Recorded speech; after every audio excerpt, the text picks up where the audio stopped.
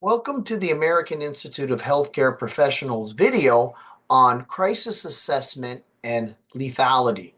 And when we discuss this, we are again turning back to some of our previous crisis intervention videos, which talk about acute crisis, which talk about psychological first aid and psychological support, and in how this form of assessment for lethality is utilized within that framework to help individuals who might be considering hurting themselves. Now, within this assessment, we look at first the ABC model, and we've heard this quite a bit in our previous videos when we speak about affective, behavioral, and cognitive elements of the individual. Now, affective refers to how we feel, the emotion. Behavioral refers to what we are doing, our actions. And cognitive refers to how we are thinking. So when we're assessing someone's lethality, we're looking at their current mood. Are they impaired? Are they acting or behaving or feeling abnormal? What are some of the other things that are occurring where a person might seem over emotional or even severely withdrawn?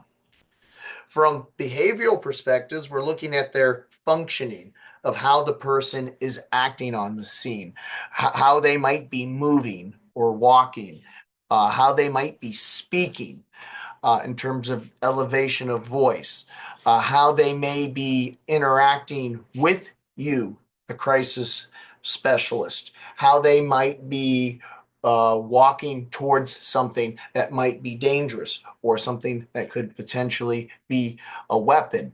How is their behavior? Does it appear violent? Does it appear withdrawn? These are important things to consider. The cognitive state is we're looking at their thinking patterns. How do they perceive the situation itself? What is their understanding of it? So by looking through the ABC model, the affective, behavioral, and cognitive, we are able to make a general initial assessment if something is off, in particular with this individual.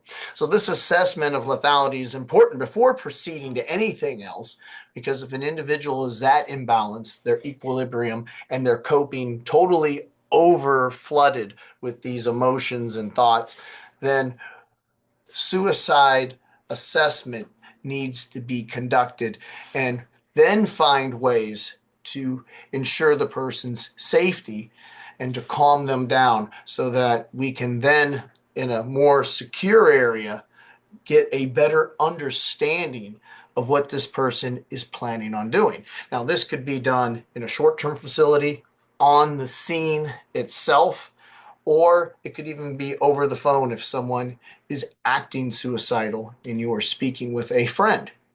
Now, suicide itself has many terms and ideologies and various types that are associated with it. There's been many individuals and famous psychologists who have studied the phenomenon. Edwin Schneidman is considered the founder, though, of suicidology, or the study of suicide. And there's a few terms that he pushed or defined. The first one is referred to as psych ache, and that's the perception of pain and how that pain can block one's needs to find relief, leading to what he refers to as critical mass to act. And critical mass to act means suicide itself. So, in the end, it comes down to the psyche of the individual and also the degree of the pain or the perturbation. Perturbation refers to how intense is the pain itself that the individual is experiencing.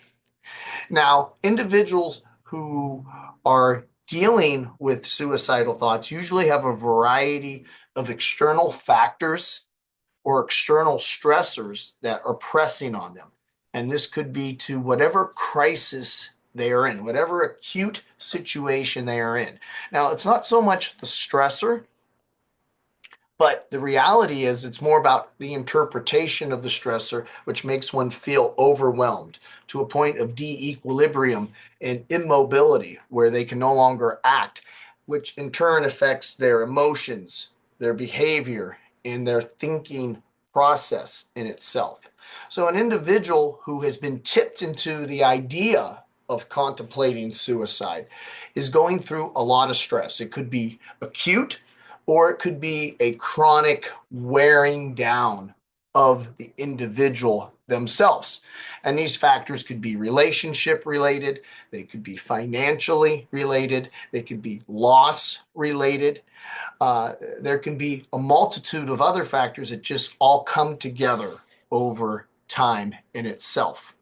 One of the main aspects, though, is this feeling, this common feeling of hopelessness, no escape, and a temporary despair, where the individual feels they cannot escape or rectify the situation. They may see themselves as a burden to someone. They may find themselves as meaningless in the grand scheme. They may see themselves unlovable or unredeemable, maybe, to what has occurred in itself. Others might turn to suicide because of biological factors, genetics, and their neurotransmitters, and how they might have an area in their brain where dopamine or various other neurotransmitters are not properly working, which causes more depression and so forth. Could be also a factor of addiction and drugs that can lead to these types of suicidal thoughts. Types of suicides can involve egotistical suicide, where one doesn't feel that they're integrated within the group itself. Anomic suicide refers to when economic and financial systems of society break down all around the person. So we saw that in the Great Depression when the stock market crashed. Many individuals literally lost everything. They jumped from their buildings in the bigger cities. Altruistic suicide refers to when a person commits suicide due for cultural reasons or perceived better of being good for the overall aspect of society itself. And we see that in many Eastern traditions and Eastern cultures, where if you dishonor one's family, they will look to commit the ultimate deed, suicide, to re-find honor. Fatalistic suicide refers to a person who is in an intolerable or unescapable situation. And this more so isn't just stressors that are subjective in nature, but truly objective, horrible things. And one of the biggest examples is someone who might be living in a concentration camp or find themselves imprisoned for life itself. Now, lethality is the key word in this video. Understanding legitimate lethality over maybe an individual who might not truly be thinking about it. It might be more manipulative, or they might not really be serious. It might just be a phrase that they're carefree using in a very dangerous way. I mean, if someone says they want to kill themselves, I think it should always be taken seriously. But at the same time, we need to have a professional paradigm or process or guide to follow to understand when these are not just words, but words that are backed by deep feeling and also deep commitment. First thing is to look at the ideation and the thought. Every single ideation and thought needs to be taken very seriously. And in assessment guides, whether to call for help or not, ideation or thought usually is accompanied by frequency of thoughts. How many times have these thoughts gone through an individual? How many times a day? How many times a week as well? Also, in assessing, it's important to take into account previous attempts.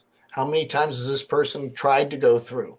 And how lethal were the attempts?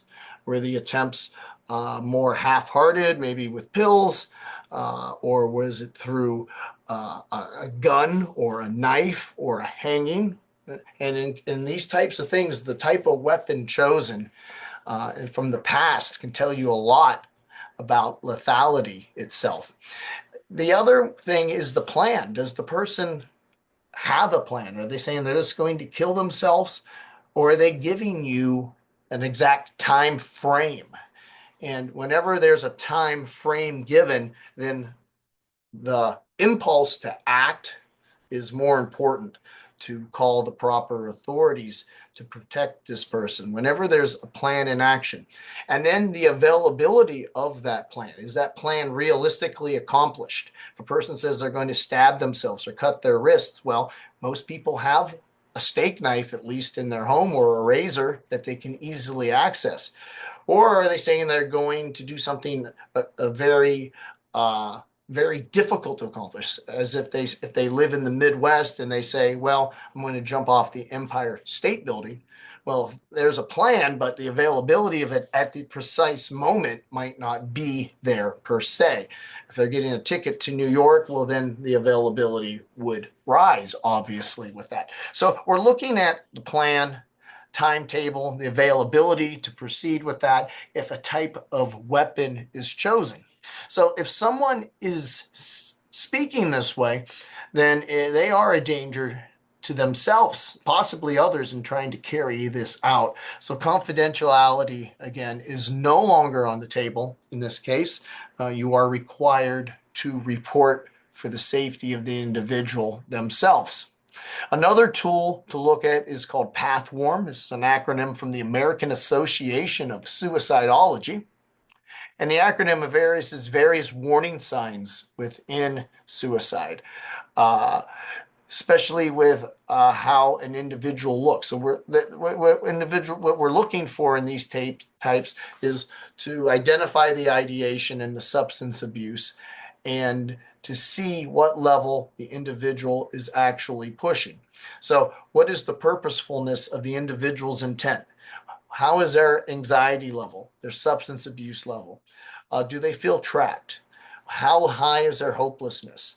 How much have they withdrawn from regular activities? How is their anger level? What about recklessness? How reckless have they been behaving? Some individuals will look for a passive suicide, where they might drink themselves to oblivion, or they might drive dangerously instead, maybe drive drunk. And also, finally, what is their overall mood? So these are things to check mark as you're going through, and to see, are there anything that really steps out while you're talking to this individual in regards to their affective, cognitive. Again, it takes you back to the ABC model, behavioral, cognitive self, in terms of these things of ideation, substance abuse, purposefulness, anxiety, trapped, hopelessness, withdrawal, anger, recklessness, and mood itself. Also, we want to look at recent trauma in the person. What has the person dealt with recently? That this could be causing one to contemplate suicide, the external factors, and looking at the three I's in concern to these things, whether a person feels inescapable, intolerable if the situation is, or interminable, meaning unable to find a solution. Again, that again goes to a inability to cope, immobility itself, and the individual feels there's no way out, there's a dead end. And this is where bonding with the person, helping them see alternatives, showing them that there might be other ways of thinking, and this is key in any type of crisis intervention. And then, most importantly, receiving a no harm contract where the person agrees not to hurt themselves. If they can't give you that no harm contract, then that's a big, big warning sign. And if they're already showing plan and availability, then your moral and legal and ethical obligation to report becomes even higher, to the point where you could be the person that could face malpractice to some extent if you did not report. So assessment and guides are important things for the counselor, for the crisis technician, and even if not in mental health, as a friend or family member, these are things that you should follow. Below is our Crisis Intervention Specialist program. Our link is below. Our phone number is 330-652-7776, and our email is info@aihcp.org.